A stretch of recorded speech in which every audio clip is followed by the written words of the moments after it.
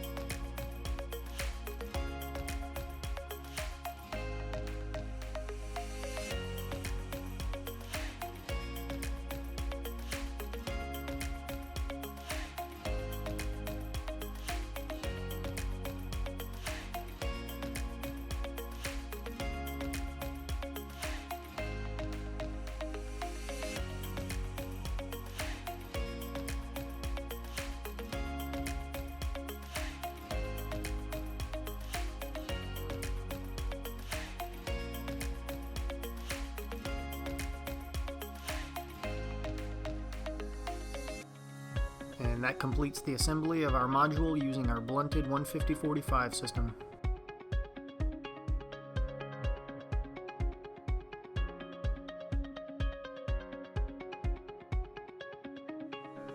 Be sure to see the other videos in this series to see how our other systems are assembled and used in building the towers.